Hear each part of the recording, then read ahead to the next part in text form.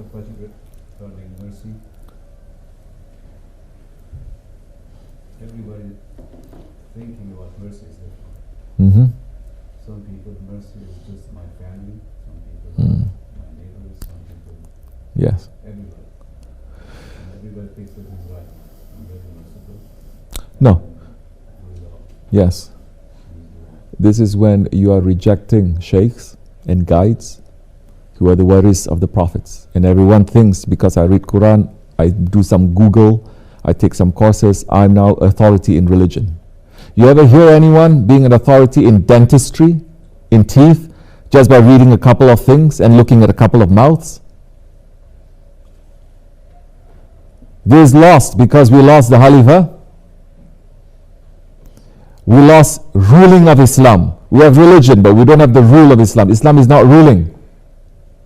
The way that this whole world is rotating around capitalism and riba never has happened before. The Khilafat was there to stop these things from happening. But we brought it down slowly. Every institution that was set up for over 1,000 years, every institution, it fell. From the highest position to the village position, it fell. So once it falls, they're saying, what is this poison of democracy? Let's say, everyone is right, everyone has rights. Okay, everyone has rights, but not everyone is right.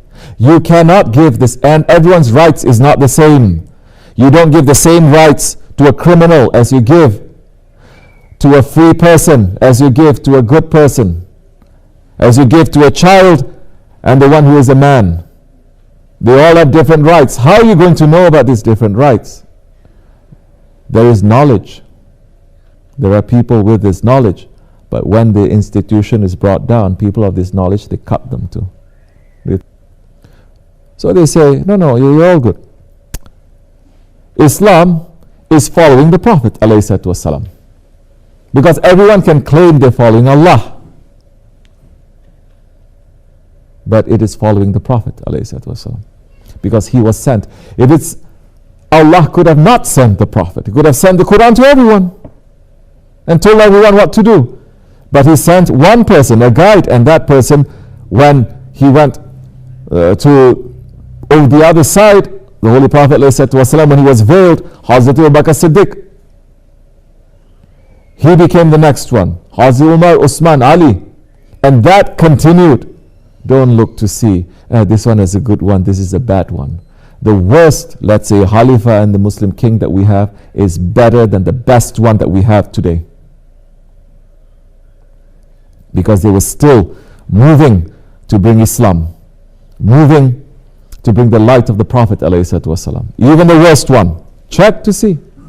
Maybe personally they do wrong things here and there, it's between him and Allah.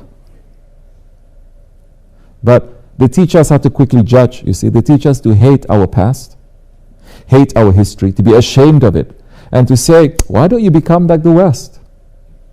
They're so good. They have democracy. Sit down. They have democracy. Don't sit like a Buddha in front of me, huh? Follow them. Don't you see? They have nice houses, nice parliaments, nice streets, nice everything. Oh, how did they become nice? Oh, they took everything from the Muslim lands. That's how they became nice. So you want to follow them. What are they teaching us? Who are these people? The one who hated Allah and the Prophet ﷺ, that they've never changed. We're not saying there are no good things. There's so many good things from them, yes. But you cannot follow anything blindly. Don't even follow any sheikh blindly. You cannot be blind. You have to be awake. So now, according to who? According to Islam, Allah is saying, you can define mercy any way that you want. No. It is mercy according to the one who is merciful. That is Allah. And Allah has shown to His Prophet ﷺ as the final messenger, the most beautiful way of what that mercy is. So now, it is following the Prophet. We cannot run away from this protocol.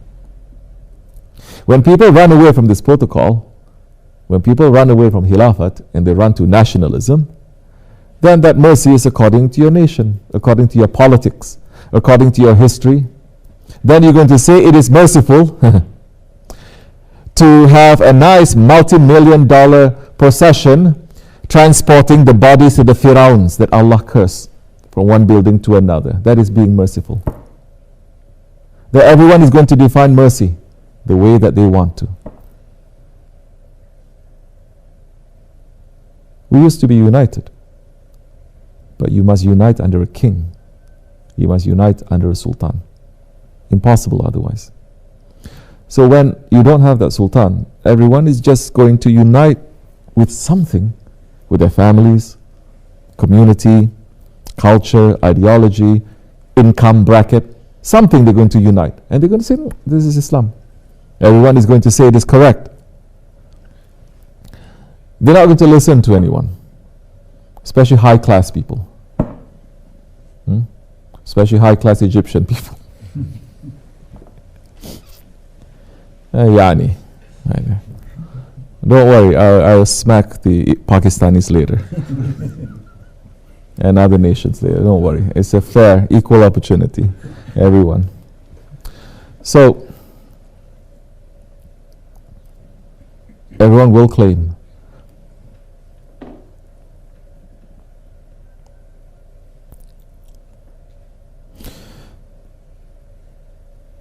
Why is it that when it comes to religion, they are very arrogant? Although they may not know so much, they are very arrogant to say, I know, because they read the Quran in their mother tongue, in their language. But when it comes to secular knowledge, dunya knowledge, anyone who shows them a little bit of more knowledge, they run and say, they want to learn, they want to take, they want to improve. Yes or no?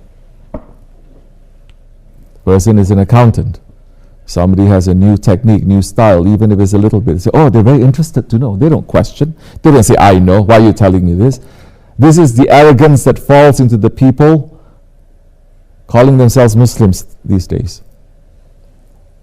And especially those ones that they can read very good. Then they say, why I have to take from you? I can read Quran. You speak Arabic? You don't. You have nothing to teach me. Rare, even Yahudis speak Arabic. There are Arabs who are Christians who speak Arabic. We, in Tariqat, it is not Arabcha, Arab language. We're trying to understand what Allah is speaking to us through Rabcha, not Arabcha, Rabcha, the language of our Lord. You seem to forget Holy Prophet ﷺ. He was Ummi. So these ones that are very stubborn like this, don't fight. Don't say anything to them. You can't. There's a bar in front of them and a bar behind them. They can't see. So they think everyone is right. When they think they are right and you know that they are wrong, if they're not asking you for your perspective, if they don't want to learn, don't speak. If they want to learn, we have so many things that we may say that we learn from our shaykhs. So many things. That is also arrogance. It's very dangerous. That is arrogance. So no, you have to follow mercy now according to the teachings of the Holy Prophet ﷺ, and those who are in their footsteps. And when you enter into Tariqat, you will understand now how delicate this mercy also is. Because if you overstep it, you may get a smack. If you don't step up, you may get a smack. I'll give you an example. And this is all according to intelligence. This is not philosophy. He was in Harlem. Shaykh Effendi, as you know, he used to give sohbats there and zikr on Tuesday nights when I was living there. And he came. And the summertime when it was getting pretty hot, he used to come out to the stoop and he used to sit and watch. This is also sunnat, to watch people, to learn, to take lesson from them, to say, what is Allah trying to teach me with this? One of our brothers was there with him, I was there, a few other people, and there was an accident that happened. And this brother, he was a little bit not too full up there, you know. And then he opened his hand like this, and then he prayed. And our Shaykh was looking at him. Number one, according to the protocol, you don't really do that. If the Shaykh is not doing it, you don't. If he does it, there's a reason. If he doesn't do it, there's a reason. He watches and he knows more than you do through the surroundings also. So there's an accident there. The brother thought that it's a merciful thing to pray for the people who had the accident, correct? Is the Shaykh not seeing it? Of course he's seeing it, but he's not doing the same. So instead of questioning, we want to find out. It's difference. So I see Shaykh Effendi is not doing that. There must be a reason. Let me wait, let me see. I don't jump to say, why is he not doing that? Why? I say, interesting. He's not doing that. So Shaykh Effendi is asking, say, why are you doing that? Praying for them. Oh Shaykh, I pray that Allah will give mercy to them. And Shaykh Effendi says, do you know them? Do you know those people? Do you know what they did? Do you know why Allah is making them to go through that? You don't. So why are you interfering? Maybe through that accident Allah is cleaning that one up because he's filled with wrong things, and through one smack he's clean and he will go clean. But now because you're interfering, now you're interfering to the will of Allah. This is some delicate matters which not every time, every day the Shaykh is going to say, but if you observe, you will then start feeling through your heart. People come up to us to ask us for prayers. They say, what is it that you want? Please, I'm looking for a job. Don't go to say, Ya Rabbi, please give him a job. You can do that, but you are going to be responsible. You don't know why first Allah is not giving him. How long he's been waiting? Is he waiting? Is he being lazy? You don't know. So many questions that are there. You're not answering. You're not asking Allah. You're interfering. The saints, they are more careful than that. Somebody is asking, they say, Ya Rabbi, it is up to you, as you like. Whatever that is good, we ask. If it is good that you get a job, get a job. If it's good that you don't get a job, that there is something there, we say we're not interfering, Ya Rabbi. And this is something that is opposite of why people join tarikats too, because they say, I join tarikat, whatever I ask, he's going to give it to me. I go to this sheikh, whatever I ask, he's going to give it to me.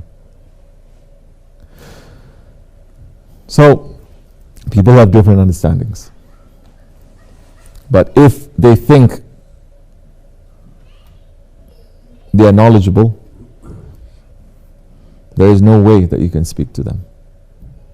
What's going to happen to them? A smack, that's all. As it happened to the mushriks and even to the Holy Prophet ﷺ's family, who rejected him because they are so full and they didn't want to hear anything. They say, you don't even know how to read and write. You're an orphan. Astaghfirullah. We used to give you money, this and that. They look down, looking down. Arrogance. And Prophet is saying, if you have a grain, a mustard seed of arrogance in your heart, Jannat is haram for you. How are you going to know? Go to the mechanic. Slowly, the system, the whole system, they will change. And even if you cannot change it, but because you're always going to the mechanic, the one who fixes everything is Allah, is the Prophet. They are not like us. They are cheap. We are cheap. They are not. They say you are trying. You're really trying. But you can't because the car is already so bad. It doesn't matter. We'll give you a new car. You take one step to us. We take 10 steps to you.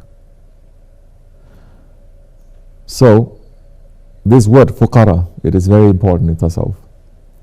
To know that you don't have, that you are in need. You're in need of mercy. As the Prophet ﷺ is saying, my shafa'at is for my nation, those who commit the big sins. What is the biggest sin? Shirk. There is open shirk and there is hidden shirk. In hidden shirk, the Prophet says it is there, but it is very hard to detect. It is more difficult to detect the hidden shirk than to see a black ant on a black rock in the darkest part of the night. This is what Tasawwuf must concentrate on, to look at the hidden shirk. Anger, yes. Stubbornness, arrogance, all these are hidden ones. We say Astaghfirullah Ya Rabbi, but we are aware and we know that we did. We're not going to be saying, no, I didn't, I'm not. That is arrogance. That time, we know that we are always in need of the intercession of the Prophet ﷺ. May Allah never deprive us from that, inshallah. Al-Fatiha.